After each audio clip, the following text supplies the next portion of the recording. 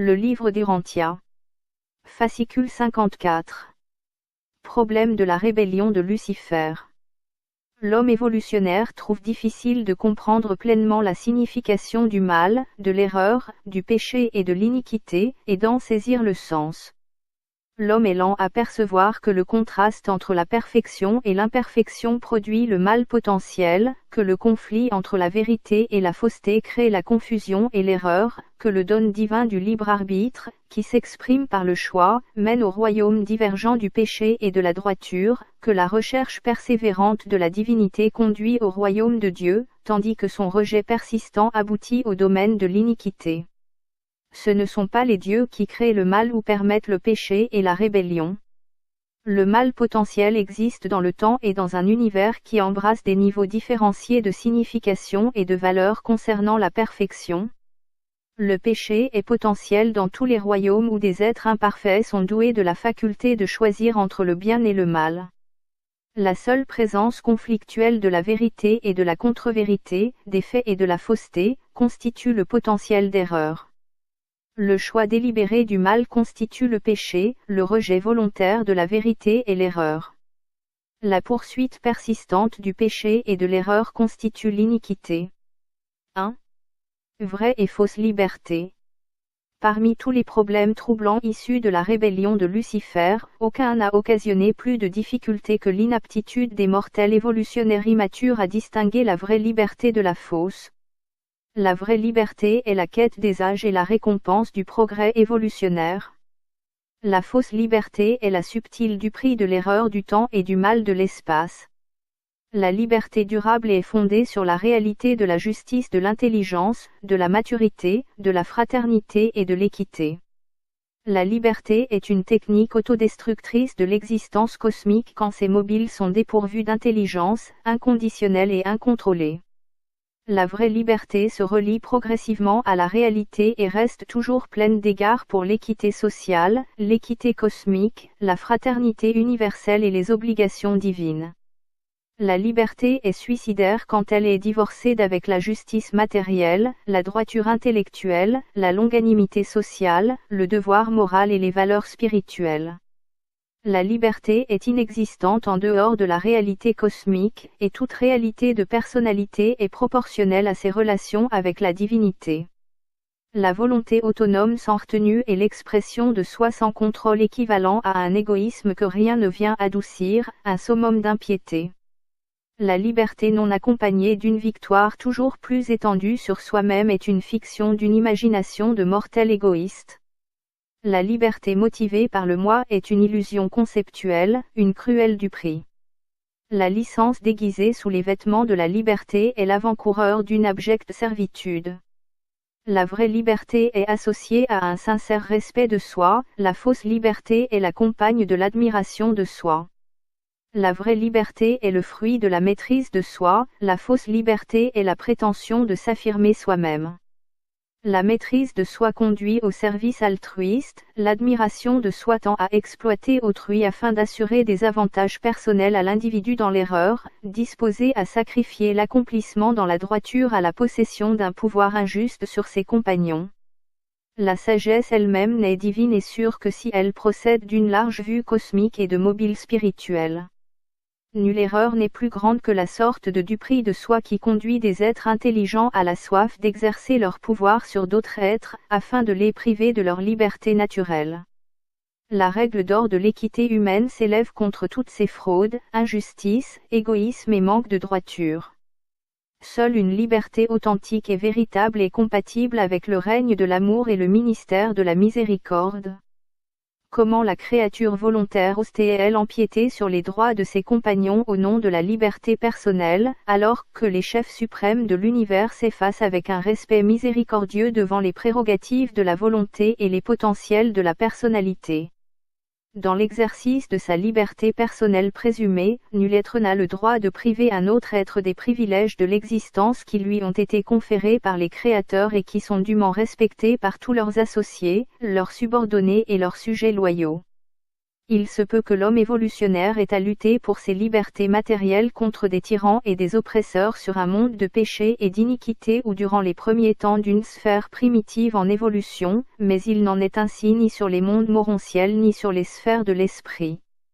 La guerre est l'héritage de l'homme évolutionnaire primitif, mais, sur les mondes où la civilisation progresse normalement, il y a longtemps que le combat physique est discrédité en tant que technique pour résoudre des malentendus raciaux. 2. Le vol de la liberté.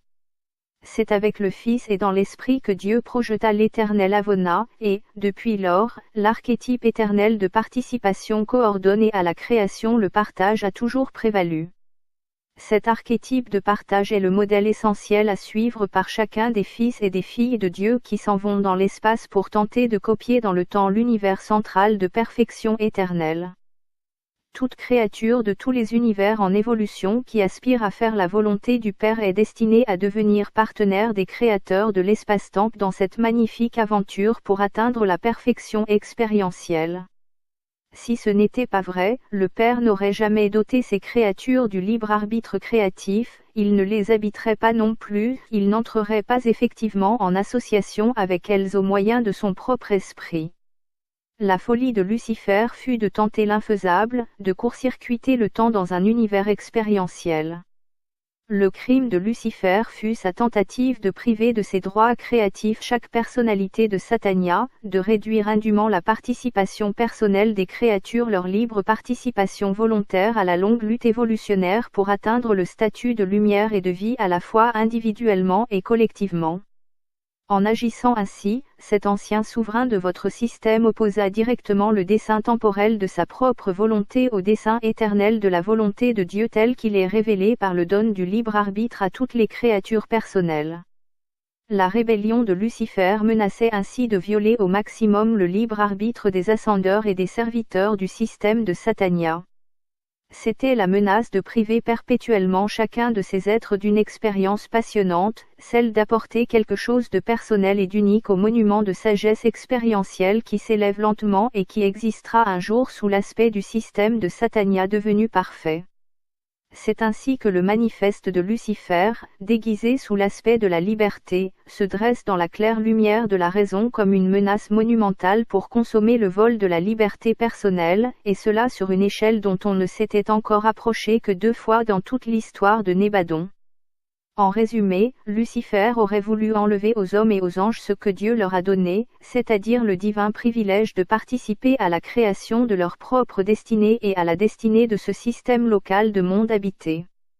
Nul être, dans tout l'univers, n'a légalement la liberté de priver un autre être de la vraie liberté, du droit d'aimer et d'être aimé, du privilège d'adorer Dieu et de servir son prochain. 3. Le délai temporel de justice. Les créatures volitives morales des mondes évolutionnaires sont toujours tracassées par la question irréfléchie de savoir pourquoi les créateurs infiniment sages permettent le mal et le péché.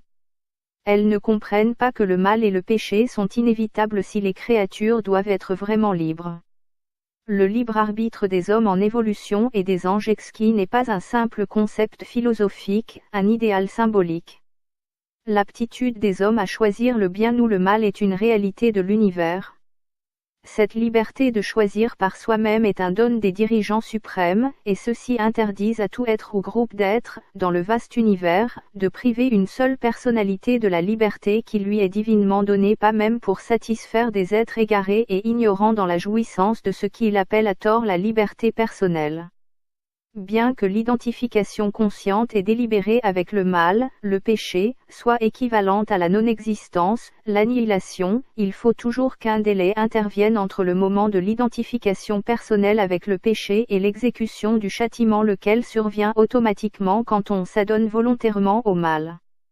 Ce délai représente une période de temps suffisante pour juger le statut universel du pécheur d'une manière entièrement satisfaisante pour toutes les personnalités de l'univers en rapport avec le cas, et en même temps assez équitable et juste pour gagner l'approbation du pécheur lui-même. Mais, si ce rebelle de l'univers qui va à l'encontre de la réalité de la bonté et de la vérité refuse d'approuver le verdict, et si le coupable connaît dans son cœur la justice de sa condamnation, mais refuse de la confesser, alors il faut que l'exécution de la sentence soit différée selon les convenances des anciens des jours.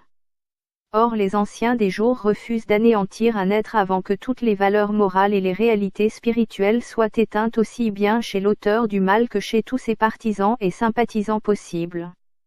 4. Le délai de miséricorde. Un autre problème quelque peu difficile à expliquer dans la constellation de Norlatiadec concerne les raisons pour lesquelles il a été permis à Lucifer, à Satan et aux princes déchus de s'aimer si longtemps la discorde avant d'être appréhendés, internés et jugés. Des parents ayant engendré et élevé des enfants seront mieux à même de comprendre pourquoi Michael, un créateur père, peut être lent à condamner et à détruire ses propres fils. L'histoire du fils prodigue racontée par Jésus illustre bien comment un père aimant peut attendre longtemps le repentir de son enfant égaré. Le fait même qu'une créature malfaisante puisse effectivement choisir de faire le mal, de commettre le péché, démontre la factualité du libre arbitre et justifie pleinement de longs délais dans l'exécution de la justice, pourvu que cette prolongation de la miséricorde ait des chances de conduire au repentir et à la réhabilitation. La plupart des libertés que recherchait Lucifer, il les avait déjà, et il devait en recevoir d'autres dans l'avenir. Tous ces dons précieux furent perdus en cédant à l'impatience et en s'abandonnant au désir de posséder immédiatement ce qui est ardemment désiré, de s'en emparer au mépris du respect des droits et libertés de toutes les autres créatures composant l'univers des univers. Les obligations éthiques sont innées, divines et universelles. Nous connaissons beaucoup de raisons pour lesquelles les dirigeants suprêmes ne détruisirent pas ni n'internèrent immédiatement les chefs de la rébellion de Lucifer, et il en existe indubitablement d'autres, peut-être meilleures, qui nous sont inconnues. Le délai dans l'exécution de la justice comportait des traits de miséricorde qui furent offerts personnellement par Michael de Nébadon. Sans l'affection de ce Créateur Père pour ses fils égarés, la justice suprême du super-univers aurait agi.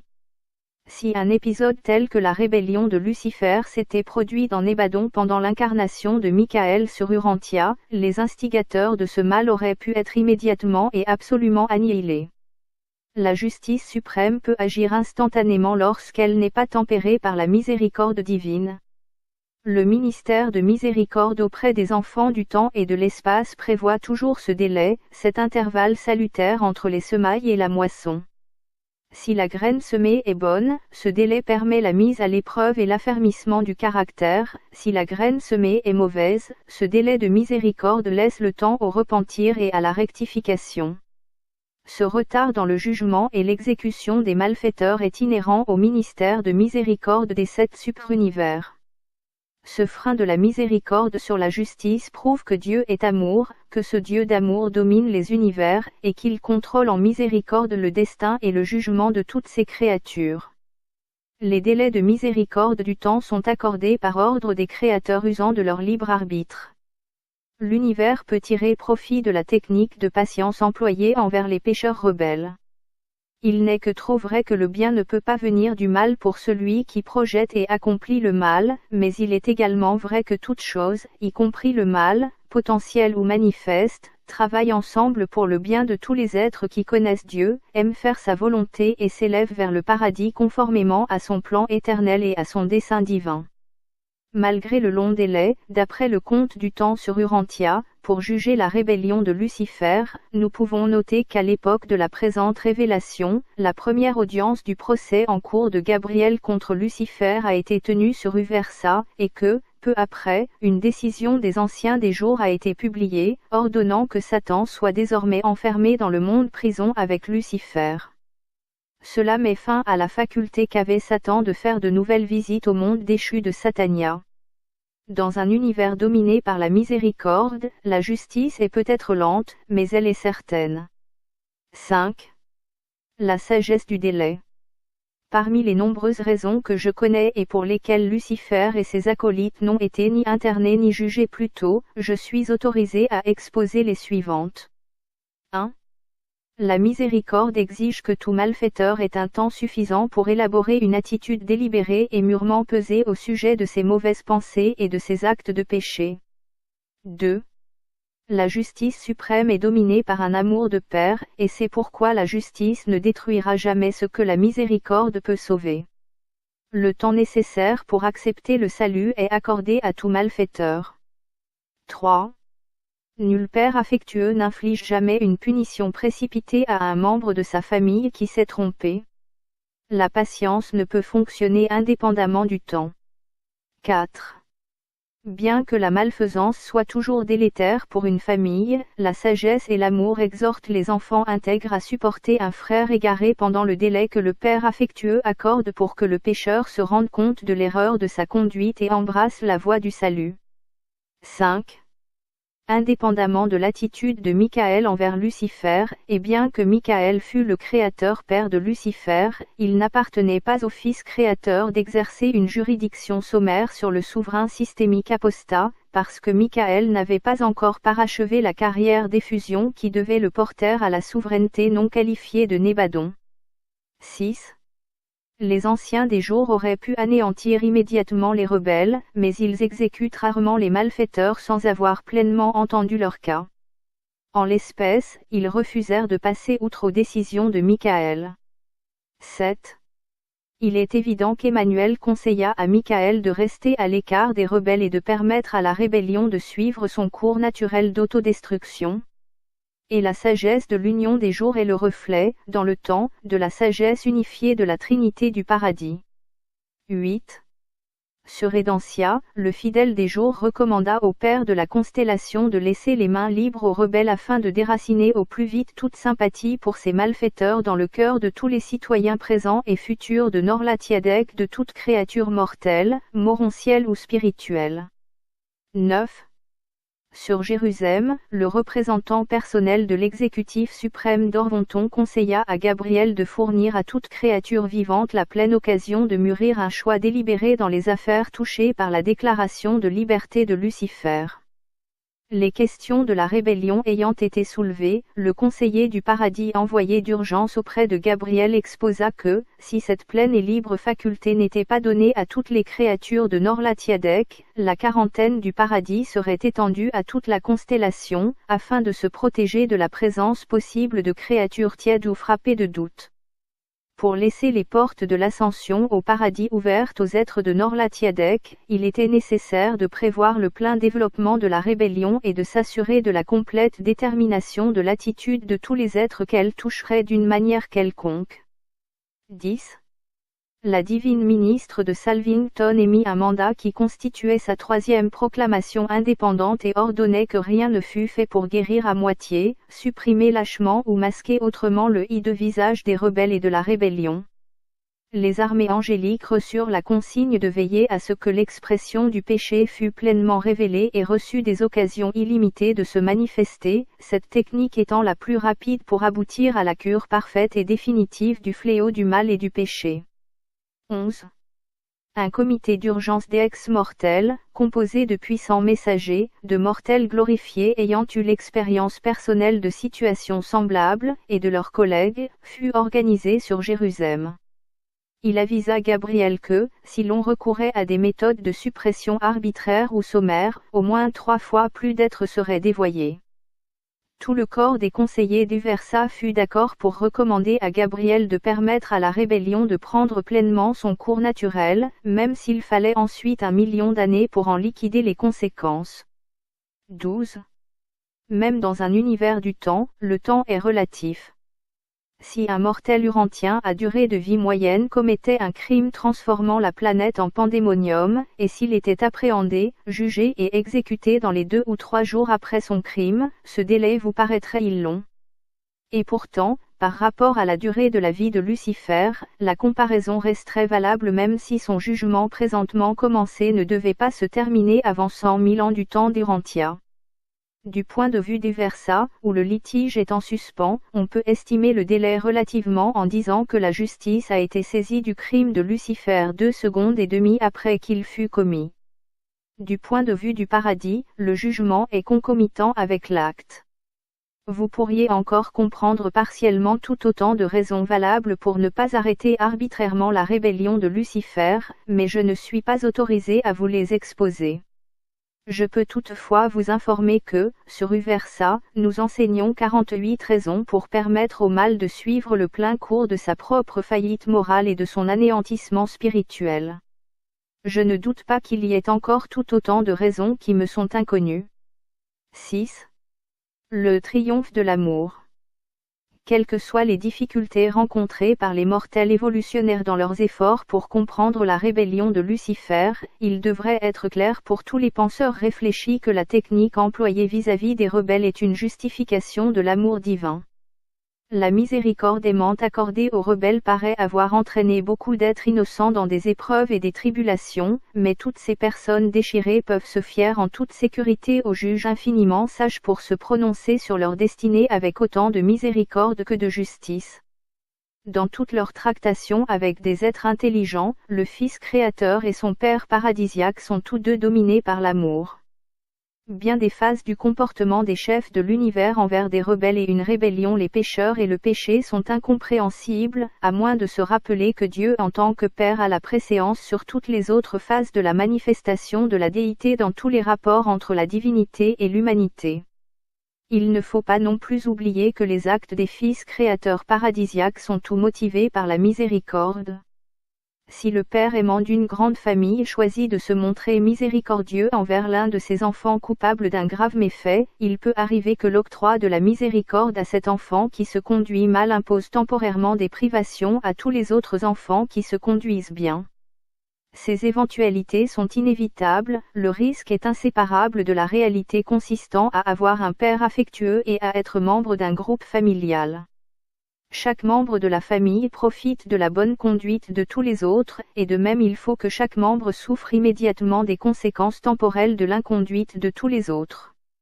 Les familles, les groupes, les nations, les races, les mondes, les systèmes, les constellations et les univers sont des associations de relations, possédant une individualité, c'est pourquoi tout membre d'un groupe, grand ou petit, récolte les bénéfices des bonnes actions et supporte les conséquences des méfaits de tous les autres membres du groupe concerné.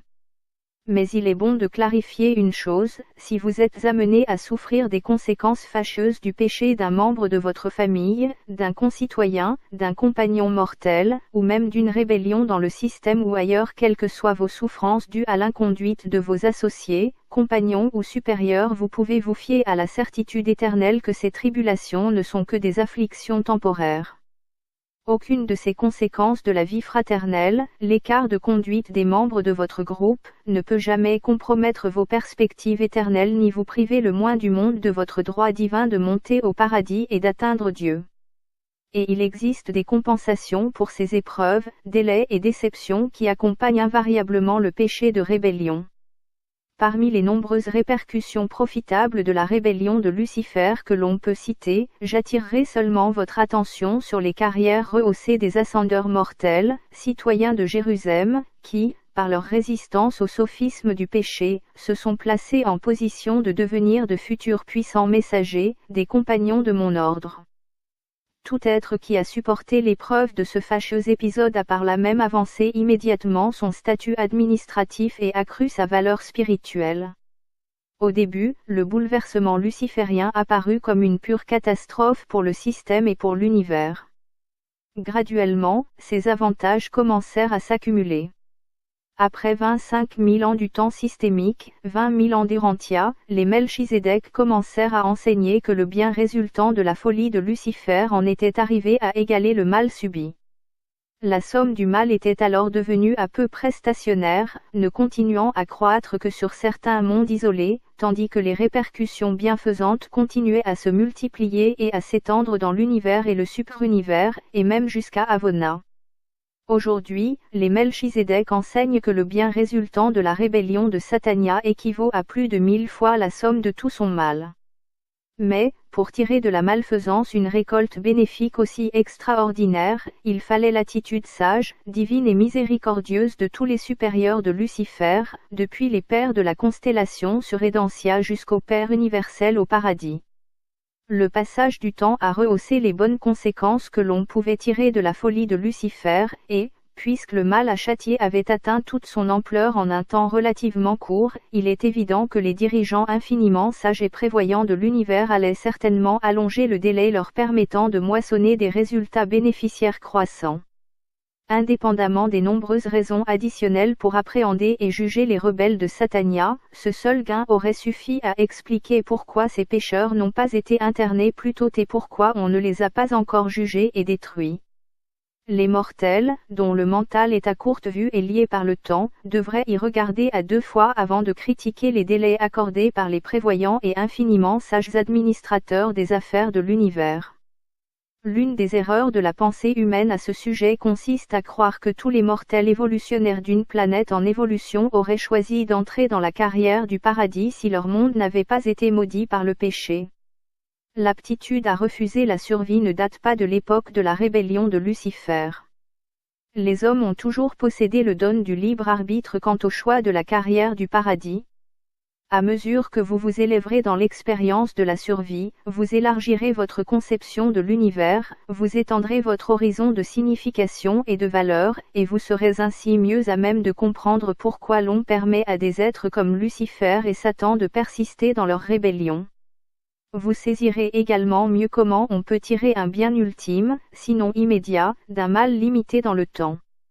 Après avoir atteint le paradis, vous serez réellement éclairé et réconforté en entendant les philosophes supéraphiques discuter et expliquer ces profonds problèmes d'ajustement universel. Mais, même alors, je doute que vous soyez entièrement satisfait dans votre propre mental. Du moins je ne le fus pas, même lorsque j'eus atteint ainsi l'apogée de la philosophie de l'univers. Je ne suis pas parvenu à comprendre pleinement ces complexités avant d'avoir été affecté à un poste administratif du super-univers. C'est là que, par une expérience effective, j'ai acquis une capacité de conception suffisante pour comprendre, en équité cosmique et en philosophie spirituelle, ces problèmes complexes.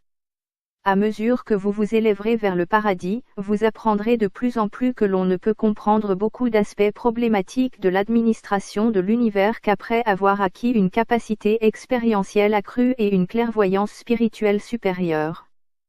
Pour comprendre les situations cosmiques, la sagesse cosmique est essentielle.